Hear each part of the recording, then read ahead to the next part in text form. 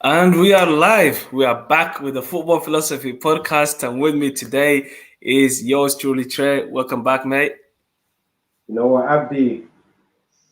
I've been trying to get you on the pod for too long, mate, man. You've been hiding. I'm here, bro. I'm here.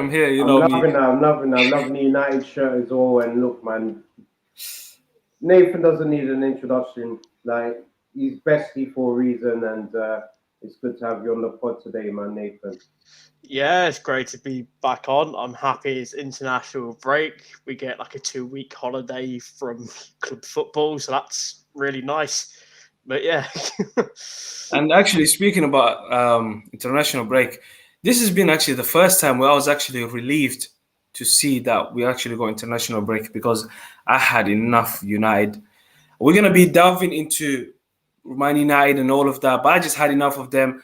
And right now, I watched it's still going on the Spain Italy game, Yeah. which I think was very good game. I don't know. I mean, for me, when you think about the Nations League, or just finished Spain won 2-1. Yeah, so that is for me is it was an unexpected result. I was expecting Italy to go and hammer Spain, but yeah, Bonucci getting a red card probably made things easier for Spain. But yeah, just this. Let's just talk about this weekend first of all because it's been for me an amazing week of Premier League. You look at the games that happen. So let's start with the main game actually, which is Liverpool against Man City. Sensational second half. That Salah goal, the penalty that Liverpool should have got, the reaction after the game, everything is just it's just been like proper Premier League match. Like for the first time, where I feel like a big game has actually gone according to the plan, and it was actually like fun to watch. Like as a neutral for me, what did you guys make of that game? um, yeah, it was a good game. I think result wise, it sort of helped United out a lot because obviously I think if Liverpool would have taken 'cause if Liverpool had taken 4 points from that, they would have probably used that momentum to go on. But at the minute, they still remain unbeaten in the league. In all fairness, I didn't see the thing of the penalty though. I don't remember that happening. I don't know who got Oh, fouled or. Phil, basically, this is what happened here. I don't know how this was not given. Maybe Troy, you can talk about this. But Milner charges a Foden, and he's completely taking him out. Oh, Completely taking him out. I've seen that. I've seen the. Oh yeah. Now yeah. Yeah, Because and with the Milner situation, I don't know. Like Pep was right what he said. Like I don't know how he escaped without a red card. Because oh, the second foul, yes, that should have been a yeah. red card. But for me, the penalty, I'm thinking like that's what VAR is there for. That should have been a clear penalty. I don't know. What did you make of it, Trey? You know what? It was just a crazy game, if I'm honest with you. Yeah, You look at some of the decisions by the ref. For example, there was a situation where Foden was clipped. Arguably, if that was outside the box, that would have been a free kick to City. But because it was sort of in the box, the referee sort of maybe bottled it because it's in Anfield. Maybe I don't know, but yeah, you know, anything happens, man. But in terms of the game itself, it was a tough game. Good yeah. result for United. Oh Getting yes. the draw, of course, is a good result. But it was exciting. For a second, when Salah It was scored a his great result for Chelsea. Great result for Chelsea. great result for Chelsea, but then at the same time as well, we saw a glimpse of Salah at his best for that goal he scored. Let's It's talk about Salah, guys, because what a tremendous season he's having. Like, yeah, I know as United fans, you guys probably don't want to praise Liverpool players, but let's talk about this player. Obviously, there's a lot of talk about him and his contract. Is he worth 500k? Is he not? Is he worth what he's asking from Liverpool? But the season he's having without Salah, where would Liverpool be this season? Where would they actually be? Well, people saying at the minute that Ronaldo's been saving United, and it's like, well, if you actually delve down into the sort of like stats and that, he's only saved United in the league 2 points this season. The rest of the time, United have gained those points about Ronaldo. But in terms of Salah, on a similar scale, you could argue and say Salah at the minute is. I know like Mane sort of come back into a bit of form. Jota will Yeah. obviously chip him a couple of goals here and there, but without Salah this season, Liverpool would probably be like be outside the top 6 with his goal contributions. In all honesty, he's for me because I always see these debates on Twitter when it's like, who would you rather have, Salah or Hazard? It's like it's no contest. It's Salah. Like Hazard had 1 or 2 seasons in the Premier League where he was dipping in and out of form each season. He was very inconsistent. On his day, yeah, fantastic world-class player, but he had these spells of inconsistency. I've not seen Salah had a spell of inconsistency since he's been back in the Premier League. Like obviously he had a bit of a poor time at Chelsea, but under Mourinho, so did De Bruyne. De Bruyne went off and came back, did well for City. However, with Salah, it's like in his first season in the Premier League, he broke the. I don't think he broke the Premier League record, but he scored more goals than Ronaldo. No, because I think the Premier League record is still Shearer with 34. Shearer. Yeah.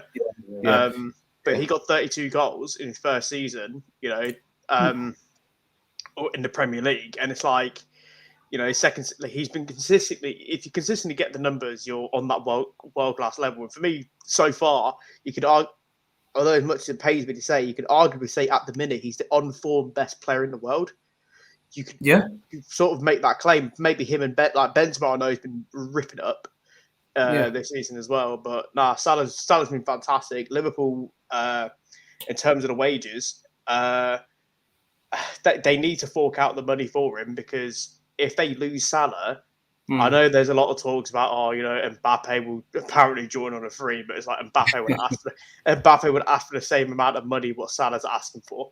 So there's no way you're getting Mbappe if you can't afford Salah's wages. So, but yeah, in terms of Salah, great player, and obviously, hopefully he doesn't turn up at Old Trafford. Just don't turn up for 2 games of the season, and I'll be perfectly happy. So yeah.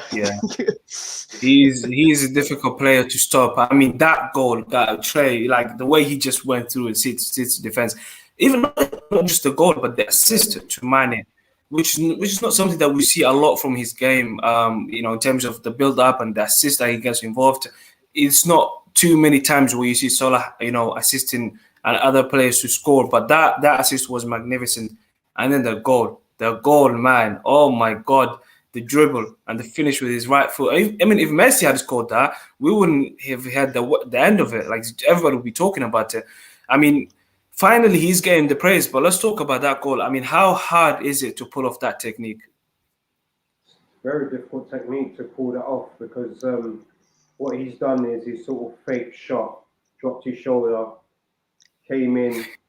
It was just excellent. For a second, it looked like I was watching Prime Messi. If I'm honest with you, just the way he went in between some players and then just slotting it in, it was class. It was absolute class, and we've got to give him all the praise. Because if Liverpool don't have a Salah in their team, then Liverpool are a different team. They're outside the top 4, like what Nathan's saying. So for me, it's a difficult one in terms of his wages.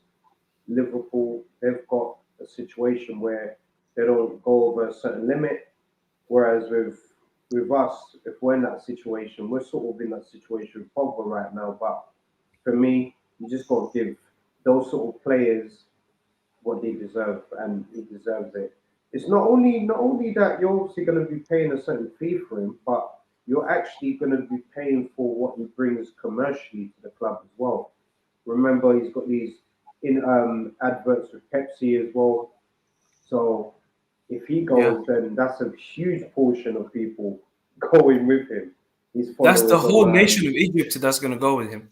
Exactly. So if I was the Liverpool owner right now, if Salah came to me and said, I want this, I would say, cool, here you go, mate. He deserves it. Yeah, absolutely. Listen, it was a great game. Another player that caught my eye was Phil Foden. For me, the way this guy just loves playing against Liverpool. Every time he comes up against them, he scores or he either assists or scores. And what caught my eye was the way they were able to move from just having the ball, but also having that player that's going to produce a moment of magic, a moment of urgency about him. A directness. Actually taking on players and going in behind players. Now that's not something that they have in their 100 million player, which is Jack Grealish. You know what? It's a difficult one. The reason why it's a difficult one because we know in terms of transfer fees, when you look at players that are going for a certain amount, you want to compare the player because of the amount that he's gone for. But it was the circumstances. Villa played it smart. They had a release clause. Villa, City matched it. They got the player. It's nothing to do with Jack Grealish. But in regards to Foden, he is what you call a classic baller in terms of his mindset. He's fearless. He's he's confident with the ball as well. But the way he moves is so graceful. The way he moves with the ball, he reminds me of sort of a reincarnated David Silva. That's his idol. Funny Mm, enough as well, that's someone that he followed in the club for such a long time, and the way he plays is just he's going to be a special talent in my opinion. yeah. Foden going to be a special talent, and it's difficult to compare both because Jack Grealish, he's going to bring a lot to this City team. Yeah, no, For there's no me, question. Yeah, there's no question that he's gonna bring into team. But is he being used the right way? He, the way he holds onto the ball, the way he wins fouls, foul after foul, that works for when you play at Aston Villa, where they actually need you to get fouls by time. Whereas City, they don't need you to win fouls. They want you to get on with the game, to keep the game going, not just to keep holding on the ball. He holds onto the ball too much. but let me ask you a question. Let me ask you a question. Yeah. Grealish holds on to the ball, yes, in terms of his style, but if he sees an option ahead of him, who's going to pass the ball? What City lack and what City missed out on massively was getting a traditional number 9 striker. They've lost Aguero. They've not been able to replace a striker. So not having a striker, not having a vocal point, not having someone to pass to, Yes. especially someone who can make certain movements as a striker, is Yeah. very difficult. So I think them not signing a striker is going to be massive for them. And if they don't do something in January, then they're going to drop a lot of points, like what you See, saw over the yeah, weekend. the trouble is though is finding someone in January because if they go back in for Harry Kane, like you think Spurs are playing hardball in the summer, they're Yeah. not going to let their striker go in January, are they? Trust So it's me. like, but see, this is what sort of concerns me a bit is that like City have the capability of turning up and dismantling teams without a proper striker. Yeah. So it's like after the game finished at the weekend, obviously the main culprit for Liverpool's defensive sort of say like frailties at the weekend was obviously having like you can tell City did target Milner because they realised he was the weak point in Yeah. defence, and Yeah. obviously Yeah. afterwards. Liverpool fans were saying, "Oh, if we had Trent, we would have won the game." But it's like, well, if City had a striker, they would have easily won the game. You know what I Yeah. mean? So it's Yeah. like, but nah, I think in regards to Foden, back onto it, he plays as if he's just playing in the streets with his mates. Like, he's just having a kick about, just having fun, which is what you want to kind of see from a footballer. Which Yeah. sort of does worry me that while we're on international break, that his international development is so far being handled by Gareth Southgate. So it's you sort of sit there and it's like all this attacking talent is not going to work out. But the one thing I did notice in the game, though, which I was going to mention to, obviously we were going to have a Liverpool fan come on. Yeah. Obviously, he Yeah. can make. I was going to mention the fact that despite Van Dijk being back, Mm. I don't think Liverpool look as defensively assured as they once were when they won the league. Yeah. That might be because of maybe Van Dijk sort of coming in, settling in, but like in terms of chances created, Brentford caused them like a lot of Yeah. problems. Yeah. In which 2 seasons ago when they won the league, teams like Brentford would have got nowhere near Liverpool. So I don't know whether it's something whether teams are sort of not finding them out, but sort of finding different ways, sort of combat, Yeah. say the defensive like I options think they they're have. mentally. I think they're mentally worn out. If I'm honest with you, Ooh. honestly, I think no. It's not even saying it in a. I'm not saying they're mentally worn out in the sense where you're not going to see the best of Liverpool. You're going to see bursts of it, but I just feel that right now their style is so intense. They were able to sort of do that for the past few seasons. But with that style of football, being able to sustain that for years and years is very difficult. And they've lost players like Wijnaldum as well, who I consider someone that is the engine of the team, and they haven't even replaced Wijnaldum. Do you know what I mean? Well, I So think they obviously had the likes of like Harvey Elliott start the season and whatnot, and I don't know whether he would have been a replacement for Wijnaldum, but it would have been a case of obviously Harvey Elliott started well. Obviously, fortunate what happened to him.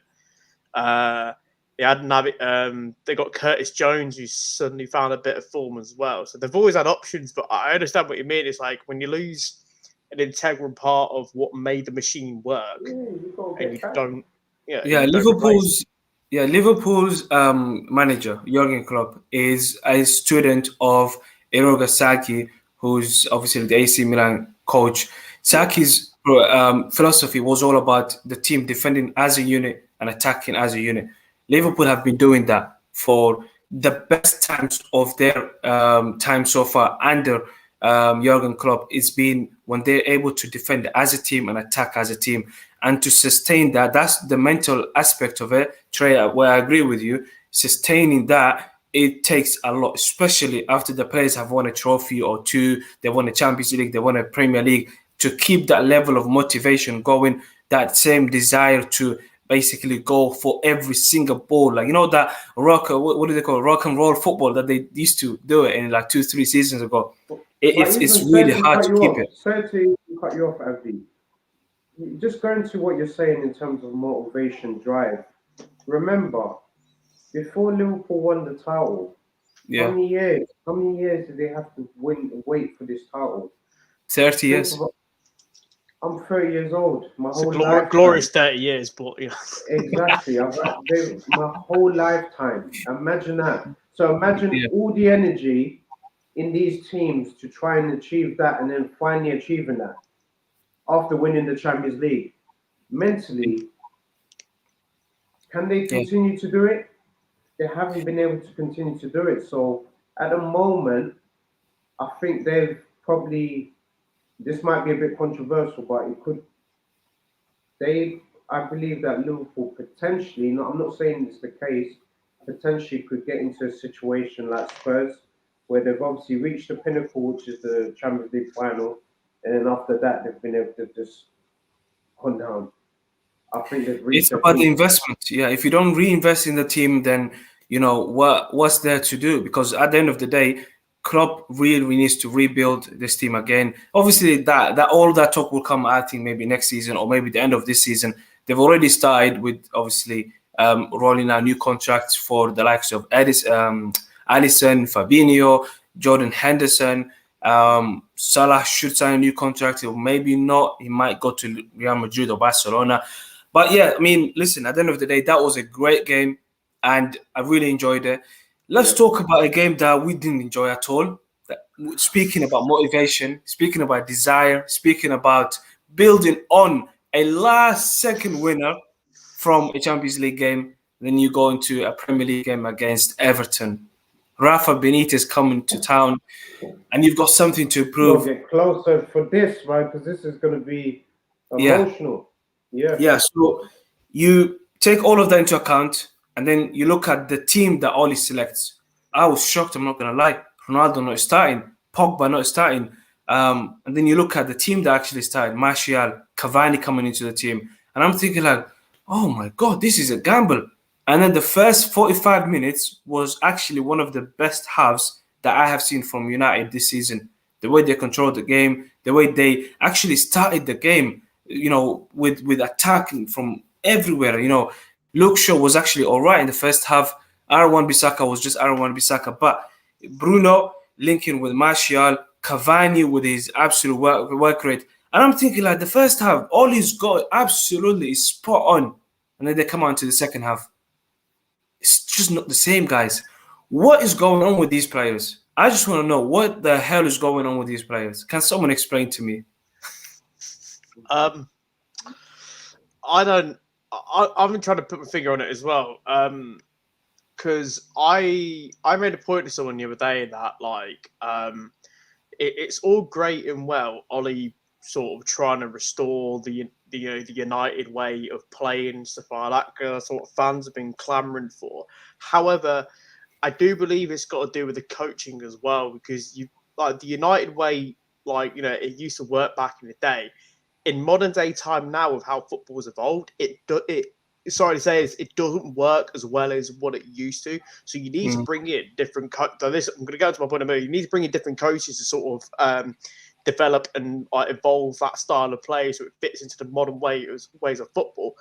But I think when it comes to the players themselves, we've seen this season that there's at times there seems to be no, despite all the talent what's on the field, there seems to be no cohesion at times. You've seen it there's been talks today, individual brilliance that's been keeping Ollie in job. But I will also sort of get onto the main point as to why the balance is so off. It is because of that midfield too.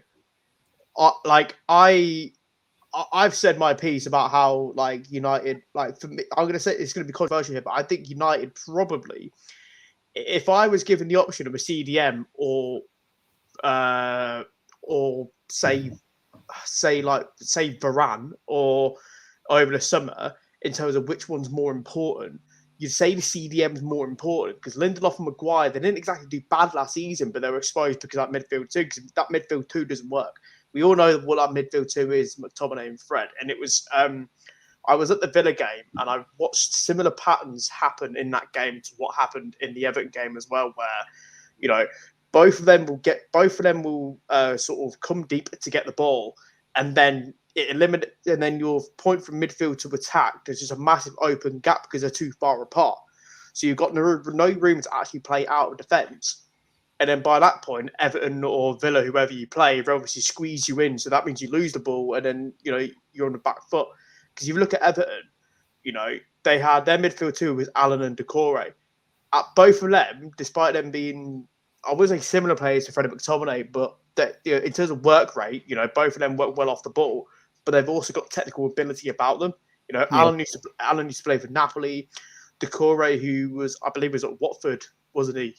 Before he joined Everton, he's a really, really good. He's a really, really good player. He's a good signing. He was a good signing for Everton a couple of seasons back. But both of them work together because they've got the energy and they've got the technical ability. McTominay and Fred only have the work rate, which works against Man City because you're not going to have the ball. Whereas against teams you're expected to break down, you do not want them anywhere near the pitch whatsoever. Which does beg the question as if why, say the likes of Van der Beek aren't starting, why the likes of say you play Matic and Van der Beek in midfield, Yeah. Matic has got a bit of defensive tactical awareness about him. Van der Beek's obviously a good ball player. We've seen that at Ajax, although there are questions about his attitude towards things, but I think that stemmed from personal frustration, to be honest. But yeah, the players, you don't know whether, because thing is, now United have got Ronaldo and they've got Varane in. They've got two born winners in their team, as well as say like Bruno, despite him not winning as much as them two, you can see he's a born winner. He wants to win. And now both of Ronaldo and Varane, you sort of like both of them have expectations where like they know where the club needs to be, and you don't know whether it might lead to a situation where in a few weeks' time, if Ollie has a couple more bad results, you don't know whether there's going to be some internal politics in play where, a few words said here and there could lead to Ollie losing his job. But then it's a case of, you need to find someone else better. But I don't know. Like you said at the start of the show, the international, before we came out, the international break might have actually come at a good time for United in a way. So it's like, you can sort of rest and recharge, because the positive thing to look at this is that, like, despite United not playing well, United are only 2 points off the top of the table without actually stringing together consistent performances. Yeah. So you can think... Okay, I'm going to get to that. Yeah, I'm going to get to that, but... And I agree with you. They're not that far off the top. But this team, Trey, when was the last time you actually saw Man United control a game of football? From beginning to end, attacking, unless it's against Southampton, who are ran down who are playing like I don't know with 9 men, basically second B players, just second team players basically playing, and then you score 9 goals against them. Unless it's a team like that, what is wrong with this team and actually keeping the ball and attacking and having a bit of urgency about them? Because every time I look at this team, yeah, the players, especially I'm talking about this season, you look at Varane, he's got urgency about him, even though he's coming from the back. Sometimes the way he actually builds up attacks is a lot better than Fred and McTominay. Now, you look at the issue of Fred and McTominay, and then you look at Pogba and Van de Beek being on the bench. Can you just explain to me what goes through his head for him to decide this is the midfield I'm going to go with against Everton at home? You know what? I echo both your thoughts about the imbalance at the moment in our team. And obviously, you look at my personal thing with United, and this is very simple. Everyone that always asks me about, oh, what's going on with United? How come you're not able to put in a long, consistent run of good performances? For me, last year, McFred accommodated our sort of defensive frailties.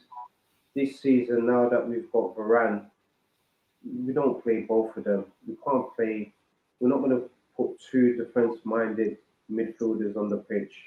For me, if you're going to play that formation that Oli plays, play one of them. Play McTominay and Pogba together. Reason why I say put them two together, because I'm sort of looking at my resources and I'm thinking the best person to have just sitting in front of the defenders, reliable, he's going to put in the shift. There's nothing going to be flashy about him, but he's going to do the job, McTominay, and just have Pogba just ahead of him, in that halfway line. Yeah. Where the circle is. Pogba's just floating there. He's just floating. Fernandez is just a bit ahead of him. We've got our wingers, and then obviously got Ronaldo up top or Greenwood up top. It's just very simple. For us, our major issue right now is I think our team is 90% ready.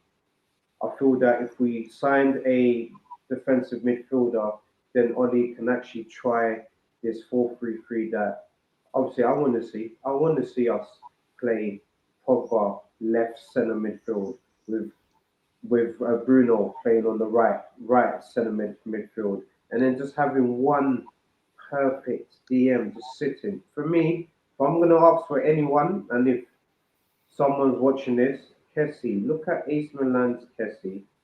Yeah. See what he does, and then come back to me.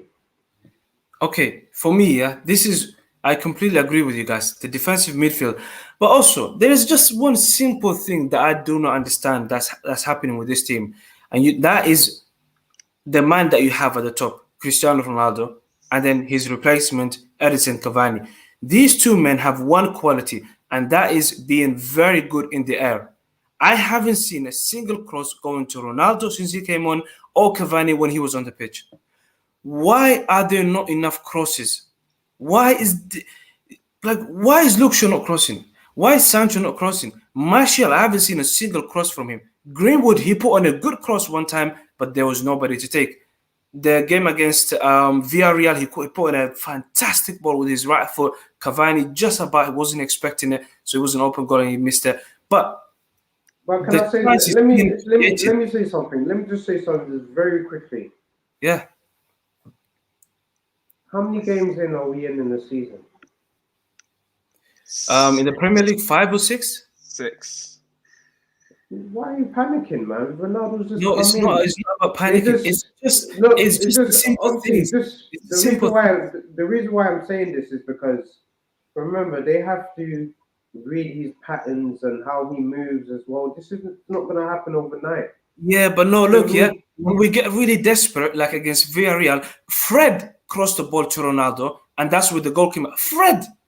So that's what I'm saying. The desire and the motivation. You look at the game, just watch, guys, yeah? Watch again the game against Newcastle. When the whole excitement was there and everybody was happy to see Ronaldo, every single player, whenever they got the ball, they was looking for him. They were saying, where's Ronaldo? I want to get him a goal in his debut. Where is that desire gone? You look at the Champions League game, the first one, yeah, away to Young Boys, Bruno gets the ball, First person he's looking is for Ronaldo. The game against West Ham, he's looking for Ronaldo. There's just not enough people looking for Ronaldo apart from Bruno Fernandes. Pogba, I don't know what he's doing. There's Can not I enough crosses from him. There has to be enough crosses. honestly, in my opinion, it's just very simple, and this is just very simple. In all of these games that you're talking about, there was a different team playing, there was a different system in place. I feel that players are also not here as well. Once certain players come back, obviously Rashford's coming Oh, back as come well. on. Only Rashford to come back. Only No, Rashford. no, You've no, got no, Sancho no, here. You've no, got no, Martial. no, You've got no, Greenwood. no. It changes the dynamics because Rashford goes on the left, Yeah, but Rashford is just Sancho one goes on the player. right. No, Rashford is just one player, yeah? What I'm talking about, guys, here is the idea of a team, the idea of how they want to attack. What's their identity? Right now, I'm not seeing an identity from United until they get really desperate. And that's where I'm coming from. It's nothing to do with the coach for me. The coach can tell them what to do, but it's about the players, the desire. Do they want it enough? Do they want to help each other enough? The game against Aston Villa, Greenwood had so many chances to pass the ball to Ronaldo, and he doesn't. He went for goal. That's Greenwood for you. That's what he does. He goes for goal. But sometimes look up, see to your left, see to your right. Where's Ronaldo? Look for him. No one is looking for Ronaldo. Yeah, See, the thing is, like, yeah, but you can label that on Ronaldo as well because there were times where he was maybe might be getting in positions where he could have been like laying it off. Like, I'm not saying like. Thing is, players like Greenwood and Oh Ronaldo. my days. No, I wish you guys could see a private camera of Ronaldo. I could see him making so many runs, but no one is finding him. Yeah, but it's He like does make good runs. yeah, he does, but so does like it's not just one person making runs. But the thing you said about the crosses and whatnot, that I thing is for me this season, I think Luke Shaw's digressed again. He's gone back to the Luke Shaw from a couple of seasons back, where there was Or a maybe time. he's been found out. Maybe he's been found out that he's the best attacking fullback right now in the world, and people are doubling up on him. I honestly No, believe no, no, no, he's no. been found out.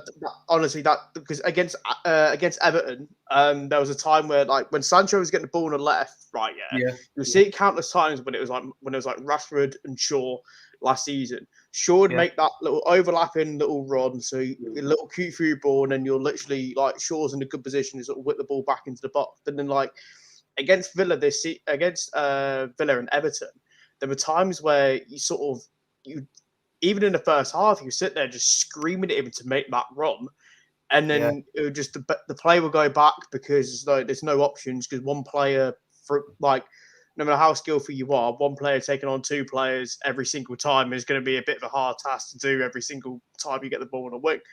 yeah, Um, yeah, into yeah, like yeah. It's a good point. Yeah. yeah, Wan-Bissaka. Oh, God, don't even get me started on that. Yeah, but well, the thing is, I'd rather have him over the low. Like the low proved Oh to me yeah, on yeah, Wednesday, yeah. he should Of not course, be yeah. anywhere near that side. It's like you talk about like players like Wan-Bissaka, like I can't remember like who it was against. It might be like Villarreal, it might have been Villarreal, or it might have been Everton or whatnot. There were a couple of times where he was like getting down the wings, but it's like his limitations. He's a pure defensive right back. yeah, He's Yeah, basic. yeah, He is basically. I know I mentioned about Darmian in our group chat. He's like a more evolved version of Darmian, and that's no disrespect to him. But Darmian, if you look at it back in the day, was a pure yeah, defensive right back. yeah. Never went over the halfway line. That's it. Wan-Bissaka is a bit more evolved than him because Wan-Bissaka, his attacking abilities improved, but I think the criticism of him is labelled because people compare him to Trent, who's on a different level anyway. Yeah, Do you know what I mean? obviously. Yeah. So people compare him to Trent because they're like, oh, well, Wan-Bissaka's better defensively, but Trent's better attacking wise. And it's like, that's what I think people are judging it on. Where if you look at over time, his attacking abilities have got better.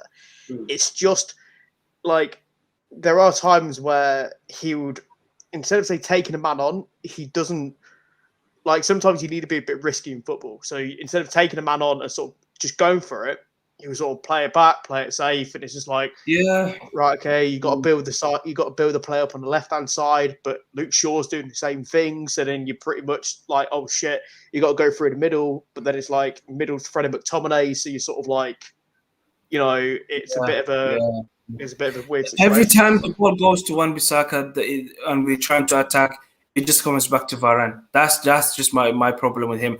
But okay, Wan-Bissaka is just, when it comes to attacking, I don't even care about that. What I care about Trey is, you look at Lingard, he comes on, he scores the winning goal against West Ham. How he does it is he gets in between the defenders. The fullback of West Ham and the centre back, he got in between them. Matic finds him with a fantastic pass. And then the game against Villarreal, he goes into a position where Ronaldo should be, and then he gets the assist. Martial, where is he? Okay, he got the goal, but I don't see enough. My problem with United is obviously there's too many individual players. Greenwood, every time he gets the ball, is where do I shoot? Martial is where do I shoot? Rashford, where do I shoot? There's not enough creativity apart from Bruno. Lingard, what he adds into the team is a bit of unselfishness about him. He doesn't care if he gets the goal or not. He makes runs behind the defenders, and he basically makes the defenders busy. There's not enough of that from Sancho, from Martial, from Greenwood. Unless they beat to do that, they stay on the wings. With Lingard, you don't have to tell him to do that. You start him on the right, he goes inside. You start him on the left, he comes inside. It's just what he does. So why don't we see him starting more matches?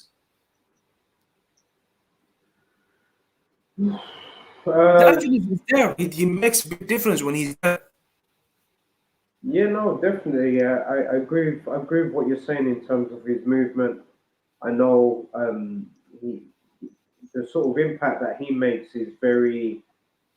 The untrained eye, someone who doesn't know football wouldn't know what he does, but he does a lot in terms of running in between the lines and creating spaces for his teammates, and being that perfect team player. But when I think about United's best squad when everyone's fit right now, Lingard's not starting, man. He's on the bench, unfortunately. Let's keep it real. Is he going to play over Bruno? He's not, unfortunately. Is he going to play him in midfield? You're not going to play Lingard in midfield. You're going to play him on the left? No, Rashford's fit. Rashford's gone on the left. If you're going to play him on the right, no. Like Sancho's ready. Bruno's obviously been able to do a shift on that right hand side, so he doesn't play there. So it's a difficult one for me. I would have been sort of happier, seeing him play more games, just for the sake of enjoying him. Yeah. But obviously at United, it's a completely different situation. Obviously, he still loves the club. He feels that he could do. I know, man, but I just want to see him starting more games, man, because Lingard makes a difference. Even if you don't start him, bring him on. But anyways, where would you play him if you start? Where would I play Lingard right now? I'll play him on the left or on the right. I don't care. I'll just tell him, listen, you're Lingard, you Jesse Lingard, Jay Lings, just go play football. He knows. The guy is clever, man. He's clever. No, big up Jay Lings, man. Like I love Jay Lings, man. I love the guy. I love his energy as well, and I just want. He's just unselfish. He's so unselfish. I love that about him, Yeah. But listen, if Lingard was to go back to West Ham again, he would smash it. If you go to Tottenham, he'd smash it. If he goes to Arsenal, he'd smash it. Any team he goes into in the Premier League, he will smash it, man. Yeah. But because the guy is unselfish, man. Honestly, I love Jay Lingard into bits, man. I just want him to play more games and get that. I don't know, man, because if you don't use the guy in the right way, he's gonna get pissed off. And what is the point of him signing a new contract? He's not gonna sign a new contract, clearly, if you keep using him this way. And he makes a difference and you don't use him. And then you start players. Okay, Martial was the right choice to sign because he scored the goal. But did he have any right to start that game above Lingard, who made the difference against Villarreal? He was going for a road. Only there's certain things that I'm not very happy with what he's done. But at the same time, I understand why he's done a few changes, of course. But okay, let's go to the Chelsea game because I feel like they were the real winners of this week. 3-1.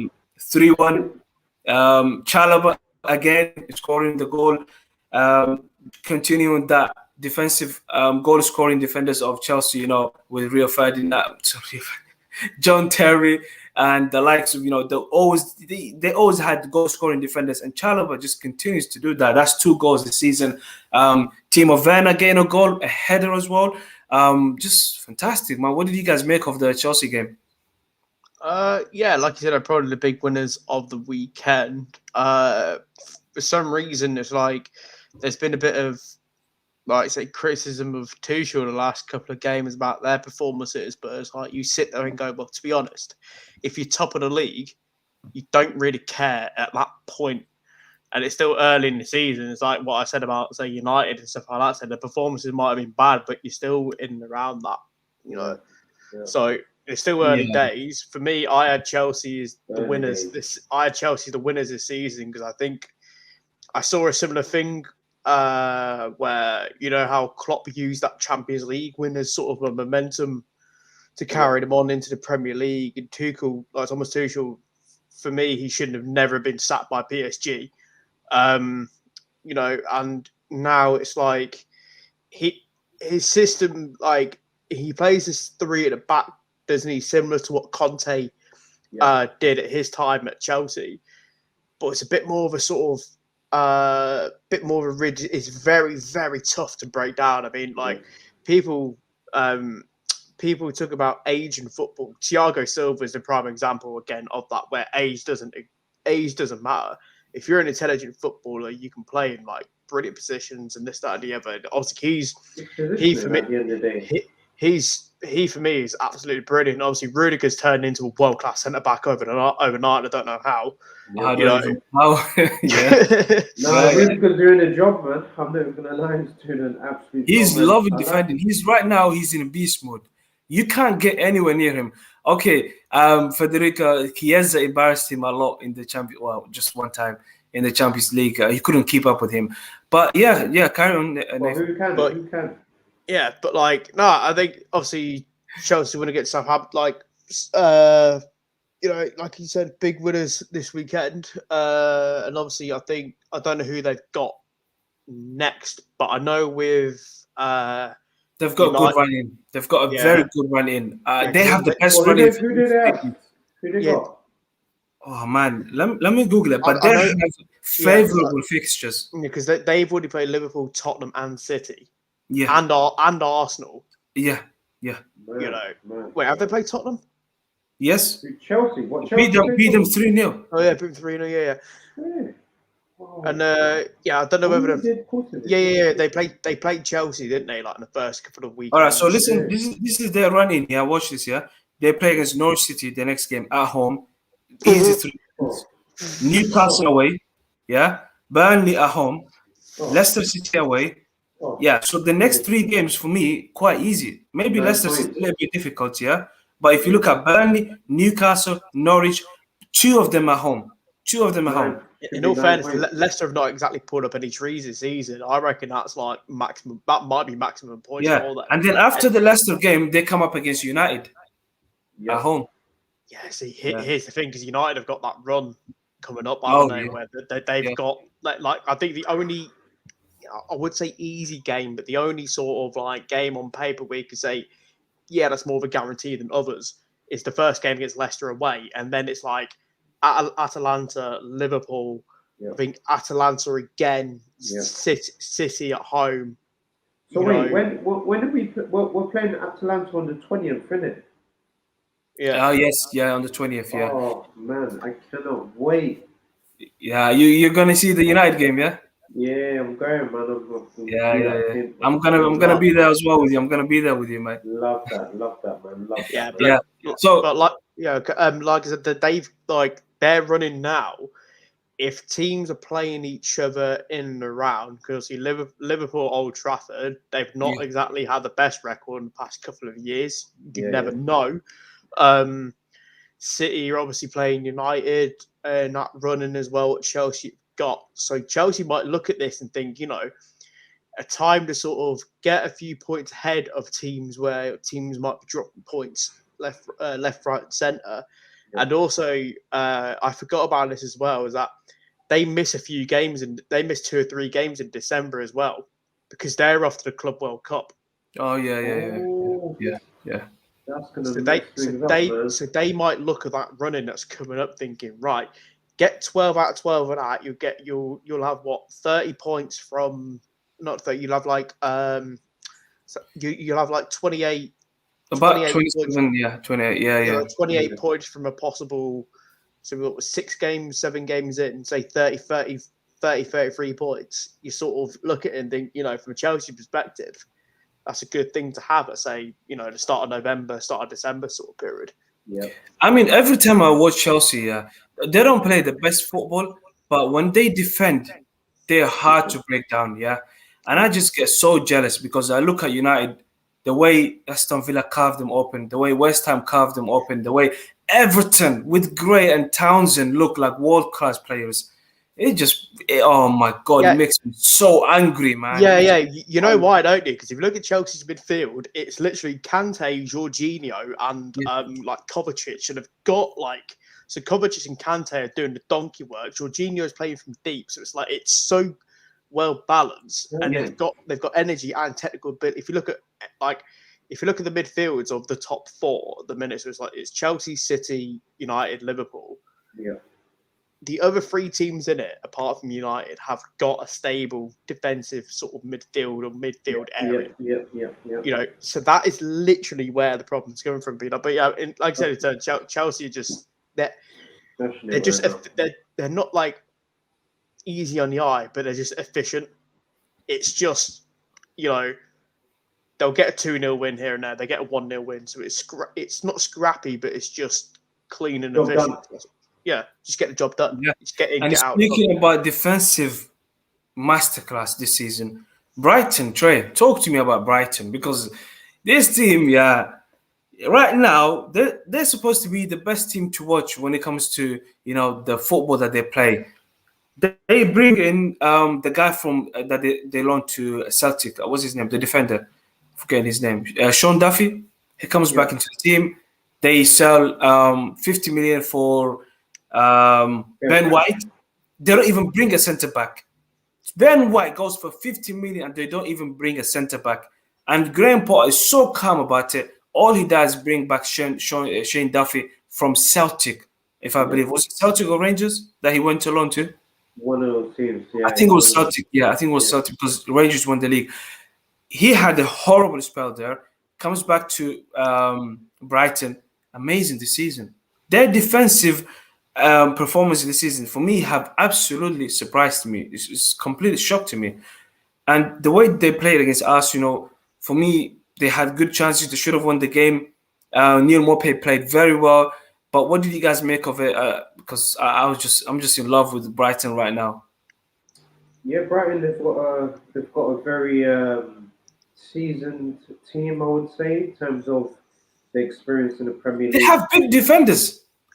Big defenders as well. Yeah, It's, Classic. like it's the Class. pinnacle Dan of Burn. football. Dan They've got. Burn in particular is like They've got this classic Just put the big guys in, man. traditional Put the big centre guys in backs. there, and then in the front have small guys. Perfect. Football It's done. perfect, and That's how they've you got graduate from football. they've got the perfect chemistry. It reminds me a bit of when Leicester Yeah, won the Premier League, yeah, and yeah, they yeah. had Hoof and and Morgan. what's and Morgan Where's Morgan? Yeah, exactly The only difference is these similar to big that. players for Brighton, these big defenders for Brighton, they can actually play ball. They're I actually quite know, comfortable with the ball. I know, because the game's evolved. The Yeah, game's evolved now. What you yeah, have to think about is, back in the days, the smaller teams, they're not playing a certain style of football. But now everyone's investing in the best players. Everyone's investing in the best sort of staff as well.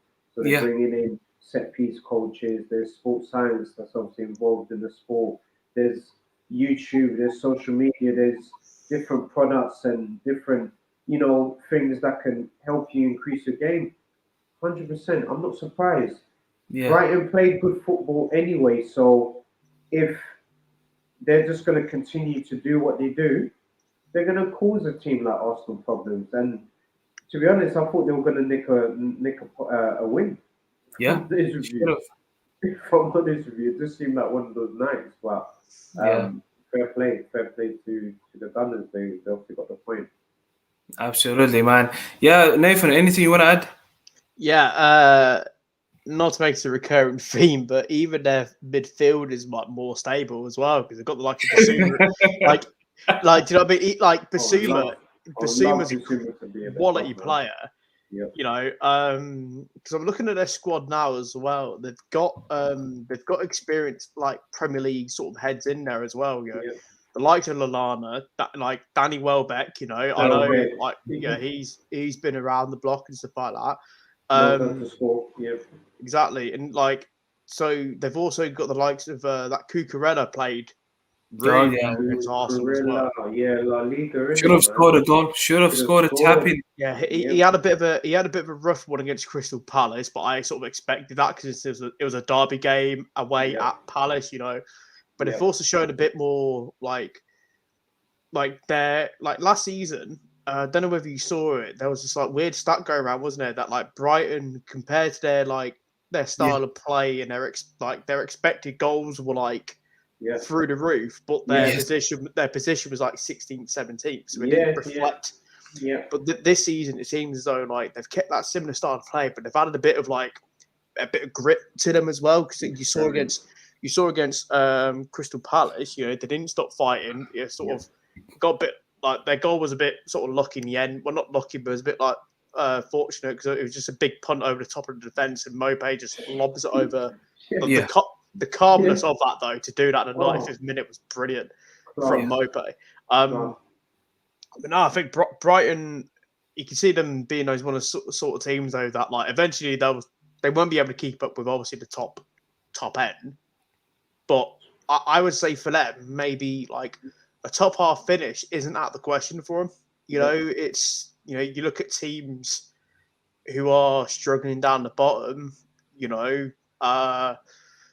say the likes of even like I could see them finishing ahead of say teams like Wolves or Leeds or whatnot because I think they've got a bit more about them than those Yeah. two sort of teams. So, yeah, I think top half finish for Brighton would be. Yeah, I think they'll slap Yeah. your hand off for that if you offer them at the start of the season. Yeah, Yeah, Absolutely. they play good football. They've and got also the front three players. Graham Potter's stock is going to slowly increase to the point where I'm not going to make a really big call here, All but right, go for it. I'm saying that if you're looking at if the FA are looking at English managers to take over from Southgate, you know, if he builds something at Brighton, his name won't exactly be out of contention, if that makes sense. Do you know what I mean? He'll be one of the few names linked Yeah. around with it. You might not get it, but you wouldn't sort of turn your nose up at Graham Potter because even linked with Arsenal like a season or two back. So Yeah, no, Yeah, it was you're literally 100% right. Tottenham, and Tottenham fans were saying, no, why would we want the Graham Potter? This is a joke, blah, blah, blah, and all of that. But for me, I respect Graham Potter. You know what? Going into the season, I was a little bit worried about Brighton because I was thinking, what was the main issue last season, which was not scoring enough goals? The likes of Danny Welbeck, Neil Maupay, the Trossard, even you look at the game they played against United here, where United won 3-2, Bruno Fernandes scored the last minute penalty. That game, United should have conceded 5-6 goals easily. Solly March, that left back or left wing back, should have had a hat trick on his own. They have good players. So I was expecting them to just say, what is our issue? Let's go sign a striker. But actually, they've gone the other way. They said, let's be more solid because we have the right balance and let's just keep the ball and do what we do. And then that's it. We just go. So listen, I was worried about them, but right now they look comfortable. I think they will easily finish top half unless something really extraordinary goes wrong for them. Yeah, I mean, is there anything you want to add, Troy, about the weekend, about the season so far? Any standout moments that you want to mention? Oh, putting me on the spot there. No, it's literally anything you want to think about. Yeah, no. Just on my end, especially just for the United fans, I just obviously just wanted to just say that there's no panic. It's still early in the season. I still think that there's a lot of people that want Oli out right now, but look, we know that's not going to happen. He's been backed by the board. He's been given the likes of Ronaldo, Varane. So they're clearly backing the man. So as fans, naturally, you need to obviously back him. But then at the same time, Ollie on his side, he knows more than anyone that this season we have to deliver, have to deliver. So me personally, I just don't want to see McFred playing. I don't want to see. It's not even a disrespect to any of them. It's because by playing two defensive-minded players, just especially against a team that you need to break down, surely in your mind you think you need more attackers in the field to sort of penetrate a team like Everton, for example. So for me, I would have played Pogba in that game, for example. I would have started Ronaldo in that game because during the international break, we don't know what's going to happen. So, yeah, just for me, it's a marathon, not a sprint, the Premier League. And I think there's going to be a lot of changes along the way as well. So there's no panic on my end in terms of what I feel we can do. I just want to see more crosses to Ronaldo, and I want to see him playing more, not being rested for international break for the games that he's going to play against Luxembourg, right? Do they actually have any meaningful games right now, Portugal? What was the point of benching Ronaldo to save him for 2 games in Portugal? No point for me. But when he plays, I want to see more crosses. If Fred can cross the ball to Ronaldo, I think anyone can cross the ball to him. Anyone. Just cross the ball to him. That's all I want to see, bro. Yes, Nathan, go on. I'm going to talk about United. I'm going to say about Watford sort of chancing their arm again with the change in the managerial situation. Because it's like if they want consistency in the Premier League right there, like it's right on brand. Right on brand. Because it's like if you like clubs like I know Norwich have been heavily criticised for their model when they come to the Premier League. They basically come up, get the money, go back down. They do that all sort of back and forth thing. But not at one point have they sat there and gone, Daniel Farke's not the man for Norwich. Whereas with Watford, it's like there needs to be a tiny bit of like realisation of who your club actually are and where you are in the league. Yeah. So I had a quick look at the Premier League. They are 4 points clear of the relegation zone. They, they're in 15th at the minute. So it's like, so if the season ended now, you've sacked a manager for keeping you up technically, and you hire Ranieri. And it's like, okay, yeah, Ranieri's obviously got Premier League experience, but you've literally given the guy who got you promoted the Frank de Boer treatment by giving him about he's had 7 games in the Premier League. He's had 2 bad performances on the bounce heading into the international break. We all know what happens with an international break. His team could come back a bit more rejuvenated, revitalized. They can go on and win a couple. If they win 2 or 3 games, they out of the next 5 or 6, right? Yeah. Considering how poorly the likes of Burnley and Newcastle played and other teams, this, that, and the other, they could have put a sizable dent between them and the drop by November. So it's not exactly like. So Watford as well, they've got players in there that can make a difference, like Ismail Assar, like Emmanuel Dennis, who they've signed from Club Brugge. Yeah. So it's not exactly the end. I just don't like. Thing is, when Ranieri got appointed, I sat there thinking. So tomorrow we'll hear that Ranieri sacked. Knowing how the club sort of knowing how the club operates. It's just the way. It's just the Watford merry-go-round of managers. It's like because who was it who got was it that Javi Gracia who got appointed Javi Gracia, twice? He got appointed. He got sacked. Someone else got the job. Then he got the job again, and it's like and the other guy, what's his name? Something Sanchez, the one with the scarf. Man, something. Sanchez. I know. Sanchez Flores. Yeah, he got appointed twice. Yeah, crazy. I don't understand what's wrong with these owners of Watford. Are they actually normal? These people, what is wrong with them? Well, they have that link with Udinese, don't they? That's why the likes of De La Feo's gone back and forth between them two for the past 2 or 3 seasons. So I think they deliberately do this just to get relegated. It's like there must be some sort of financial benefit for them. Like, you look Thing at the players they actually have in the team, yeah, they're actually not Premier League players. They're really not. a couple of them, are like I Okay, said, like Ismail Assar, yeah, fine. Ah, yeah, But definitely. you look at Joshua King, yeah. Joshua King for me at best is a squad player at Everton. He's he's all right. He's all right, but he's not a Premier League player. You look at what's his name? Dennis from Club Brugge. Who is he? Is he actually that good? But this is a team that's playing with Tom Cleverley, and you look at the defenders as well. This is not a team that should be comfortable in the Premier League right now. They just came up now. What is wrong with this? What is wrong with these owners, man? I just don't get it, honestly. Oh my god! And then they appoint Ranieri on top of everything. The man who got relegated more times than you could think about. Fulham, he got relegated with Fulham They because want they a thought he fairy was going to tale. beat them up. They want a fairy tale, man. Tinkerbell, come back. Oh my. The Tinkerman's back, man. But yeah, the season so far for me is been all right. It's for me right now. Looking at all the leagues in Europe, the Premier League is still the most exciting league to watch.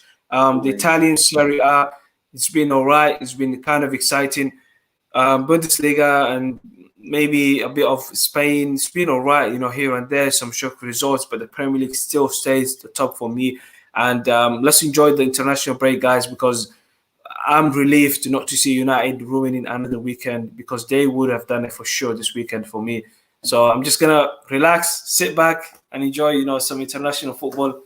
Hopefully, our players don't get injured. Maybe Lingard will get a good. Finally, we'll start a game, and I'll enjoy watching Lingard. What's your prediction for tomorrow's big game? So it's the semi-finals for the Nations Yeah, League, the of course. Nations League. So you got France and Belgium. Who's your money on?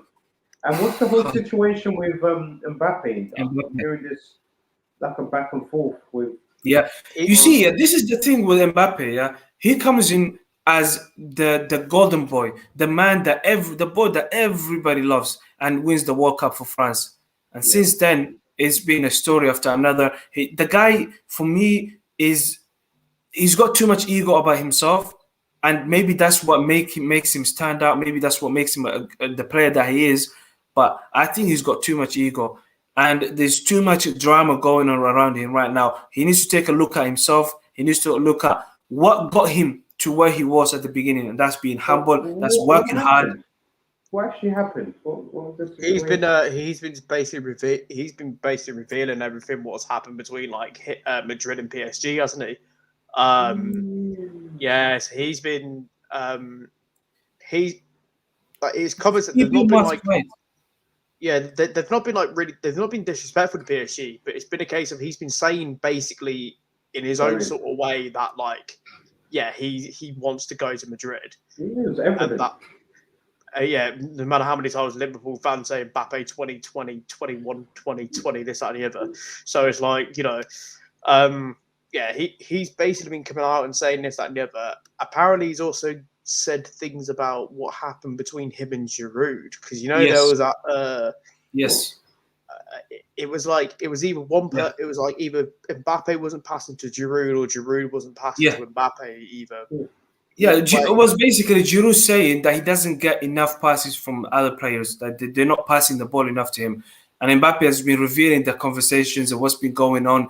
But I just want this kid, to just keep quiet, play football, do what you paid to do what makes you happy, do and bring joy into the game of football. Because Yeah, right now, the way things are going for him, I do not like it one bit. yeah. Florentino Perez, on top of that, comes out and says, "Yeah, sure, we're gonna sign him in January. He's gonna be our player." Oh, this guy. It's in all too fairness, much drama. I'm sort of scared when Madrid hit January, because for a fact that if Pogba's not signed, they're gonna go right in for him in Jan. Same with Mbappe. When Haaland's release clause kicks in next summer, they could swoop Haaland, Mbappe, and Pogba for a combined, say, 60 million. Or actually, no, it'd be 100 million because you've got to pay 40 million to Raiola because of the agent fees, this, that, this, that, and the other. But yeah, like Perez, like you feel there's sort of something coming at Madrid. Yeah. Sort of with, there's sort of a storm brewing there. But yeah, in terms of Mbappe, he's like how like him and Haaland are sort of the two golden boys now of football. Yeah. Right. Yeah.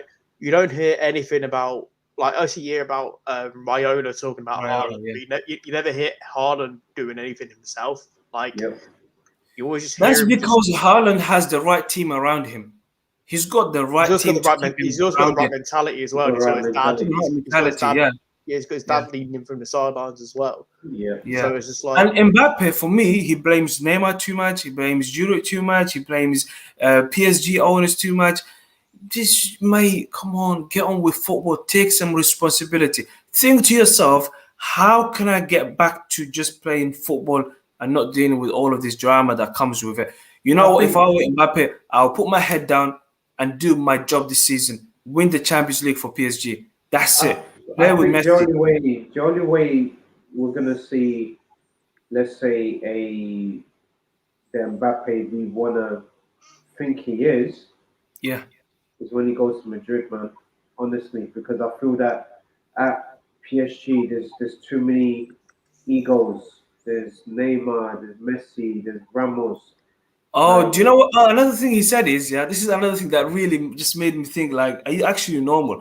He comes out and he says, because he's playing in France, the French media don't like him as much as, let's say, Benzema or Giroud or Pogba, who play outside, or Griezmann, who play outside France. So he feels like if he was to play outside France, maybe the media, but the media would miss him.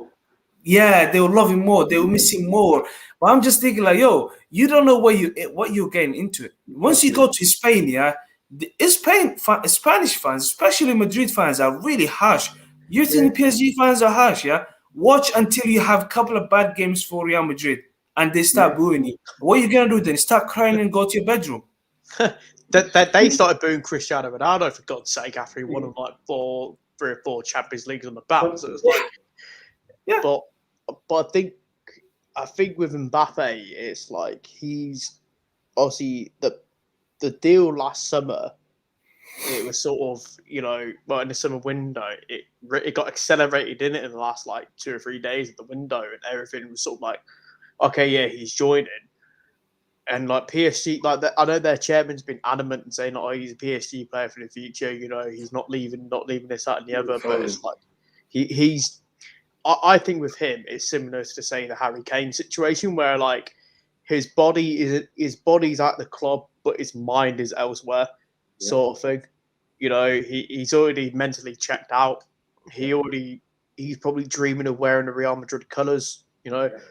Yeah, but for me, it's quite simple. He walked into that club thinking already where he was going to be next, and that's Real Madrid. They already knew that. I don't have an issue about him thinking about another club. That's completely fine. I just want him to put his head down and play the game like against Man City, where he was linking up with the best player in the world, Lionel Messi, and just basically play with him. Because right now, you've got the opportunity to play with Neymar and Messi and actually do something magical. And then international break happens. It's like, I don't know, man. It's just too much drama. You don't need it.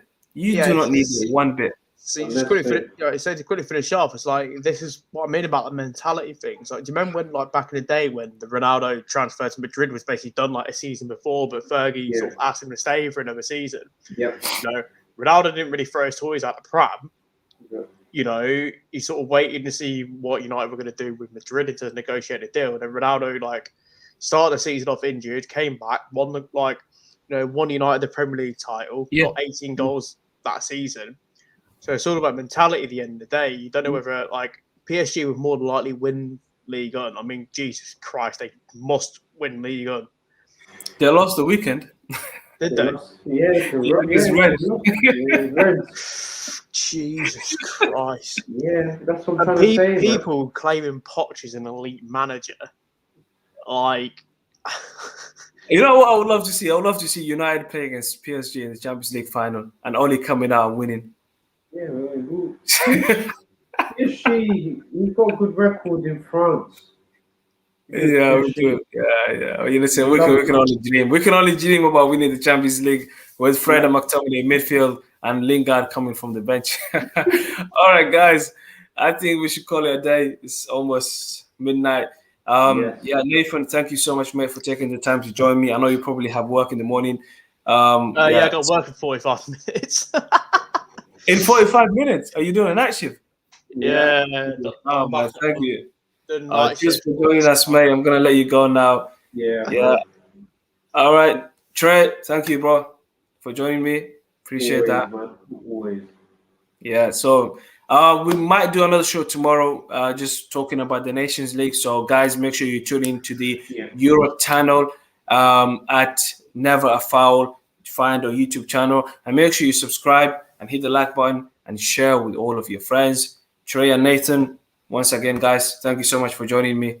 Until next time, take care.